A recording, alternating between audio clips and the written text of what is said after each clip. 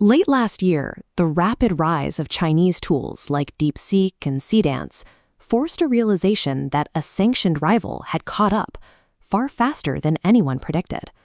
For the American tech industry, it was a sudden, jarring reminder that the lead was no longer guaranteed.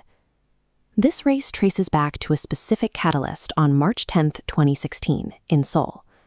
On that day, an artificial intelligence program called AlphaGo sat across from Korean Grandmaster Lee Sedol to begin a best-of-5 series. They were playing Go, a strategy game so complex that the possible board configurations exceed the total number of atoms in the observable universe. Because machines rely on logic rather than intuition, experts assumed a victory over a human master was decades away. But AlphaGo won. During the second match, the machine executed Move 37, a placement so creative and alien that it stunned the professional commentators.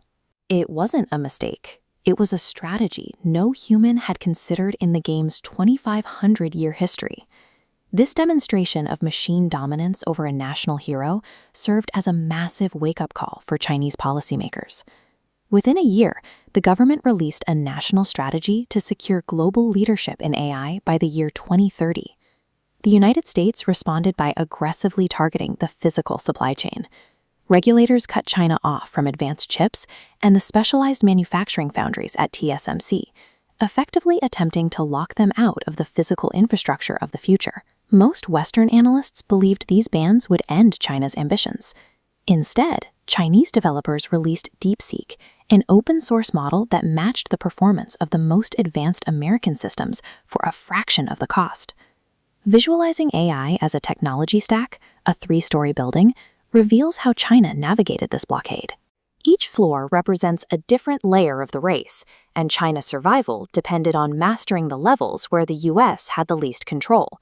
The foundation is the hardware layer. Training a massive AI requires wiring tens of thousands of top-tier GPUs together, creating a physical engine capable of performing trillions of mathematical operations every second. This is where the US bottleneck is strongest. American companies like NVIDIA control the chip designs, while a single factory in Taiwan handles the hyper-complex manufacturing, creating a global gatekeeper for high-end computing power. Without access to the latest hardware, Chinese researchers were trapped. They were forced to rely on older, less capable stockpiles of NVIDIA chips, acquired before the trade restrictions tightened. Because they could not use sheer computing power to solve complex problems, Chinese engineers had to find a way to innovate on the floor directly above. On the second floor, the model layer, the objective was efficiency. DeepSeek's engineers focused on extracting world-class performance from hardware that the West considered obsolete. They used a mixture of experts architecture, shattering the artificial brain into 256 hyper-specialized clusters. When a user asks a coding question, only 8 of those tiny nodes light up to process it, leaving the rest of the brain dormant to save energy and computing power. They also developed MLA, a memory compression tool that shrinks the AI's short-term memory footprint by 90%. This allows the model to maintain the context of a conversation while using dramatically less hardware memory. Lacking the massive budgets to hire thousands of human tutors, DeepSeek leaned into pure reinforcement learning. They let the model generate its own answers and used a scoring system to reward the most logical results, effectively teaching the AI to solve problems through trial and error. These software shortcuts allowed DeepSeek to build a world-class model for roughly $6 million. Their success exposed the fact that American brute force spending could be bypassed through smarter engineering. The data layer is the top floor of the stack, and it represents the most significant bottleneck in the industry today. While AI has mastered text, the next generation requires multimodal data, high-definition video and audio to understand the physical laws of our world. Silicon Valley is hitting a data wall. Having already scraped most of the open internet, American companies are running out of the fresh, high-quality human data needed to improve their models. China possesses a structural advantage here. Its digital economy is powered by super apps like Douyin, which natively host an infinite pipeline of uncompressed video data owned directly by ByteDance. This data is perfectly categorized. Because ByteDance owns the platform, their AI learns from billions of clips paired with exact user metrics. It sees how a person walks, how water splashes, and the exact millisecond a viewer loses interest, providing the perfect fuel for generators like SeeDance 2.0.